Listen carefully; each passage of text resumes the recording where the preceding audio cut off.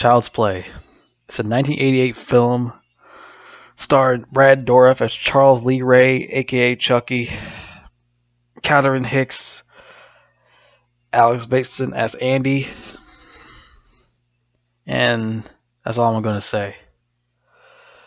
Now, let's talk about this whole movie. It's directed by good old Tom Holland, the guy who plays Spider-Man. No, I'm just kidding. It's not. It's some other guy named Tom Holland. Maybe he's his dad. I don't know. I mean, that's how he got into fucking movies. His dad's a director or something. He ruined Spider-Man for me, I'll tell you that. Fucking asshole. And this is a story by Don Mancini, who does more Child's Play movies besides this one. Child's Play 2, Child's Play 3, and the shitty ones like Bride of Chucky. The other ones, well, he has a son or something, the fifth one, and they had these other films that make no sense either, but we'll get to those later on. We're going to talk about the first one now. We're going to talk about. And this one, I mean, it's not a bad story. It's just that I'm not really crazy about. When I was younger, I used to be crazy about Chucky all the time. I used to watch them all the time, all the movies. 1, 2, and 3 mostly. And it's just, the story is not that really that interesting to me that much.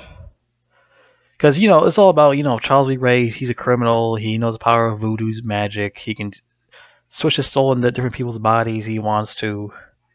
And he ends up finding this toy, the good boy toy. And when he get in trouble with somebody, and he switches his body in there before he gets like arrested or some shit. So now he's a doll. Now he's a serial killer and a doll. And now he's trying to look for a human body, which makes no sense. I mean, I can understand you want to be a doll for the rest of your life, but he's fucking immortal when you're a toy. You can do what the fuck you want when you're a fucking toy. I guess he needs like a dick so he can fuck things or something. So, I mean, that's what it is also. So, yeah. But like I said, what happens?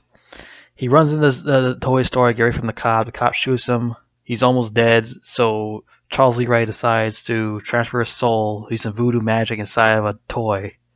A good guy doll. And lightning struck the building and explodes. Mike survives the explosion, and you think Charles Lee Ray's dead, but he's not. He's inside of a doll. Then Andy's mom finds the doll, decides to buy it from the store. Now the doll is calling himself Chucky.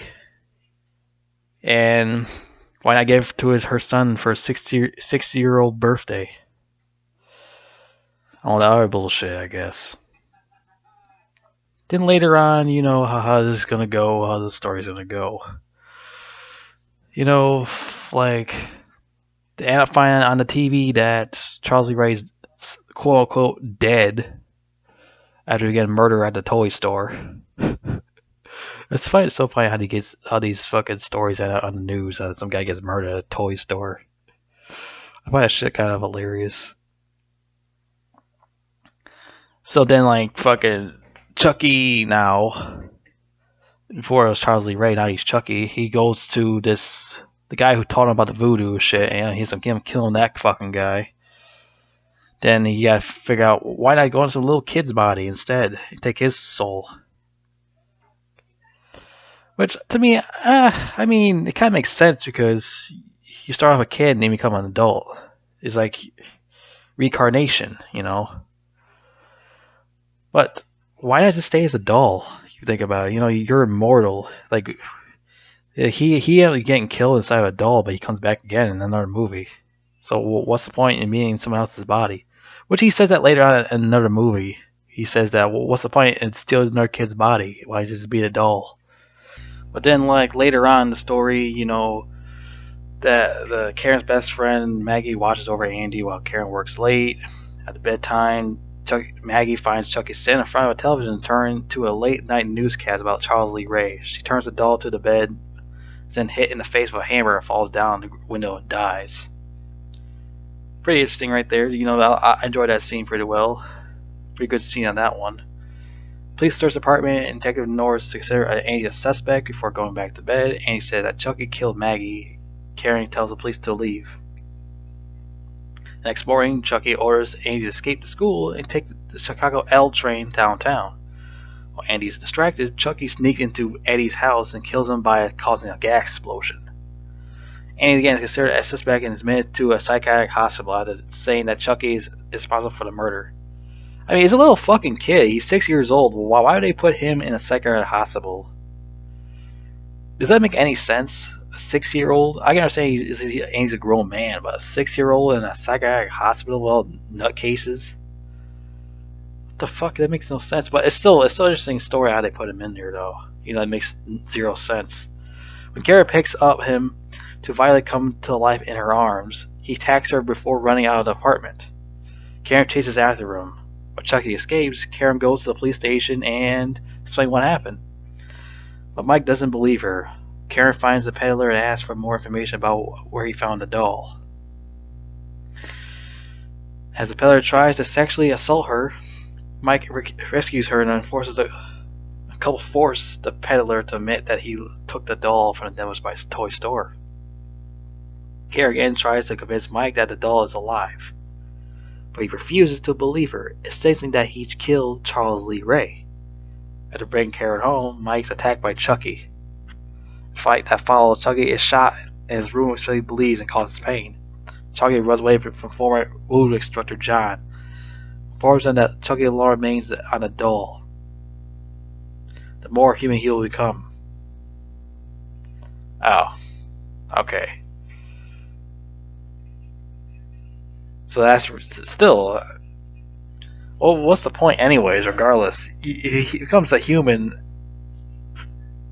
Like, you're gonna be dead. That's it. You're gone. Once you become a human again, you're dead for sure. If you stay as a doll, that's it. You stay as a doll. You know. Then, like, Chucky demands John help him reverse the spell, but John refuses. Chucky grabs the doll from John and uses to break his leg and arm. John reveals that in order to escape the doll, Chucky must transfer his soul to Andy, the first human he was revealed to. Chucky stabs the voodoo doll in the chest and escapes.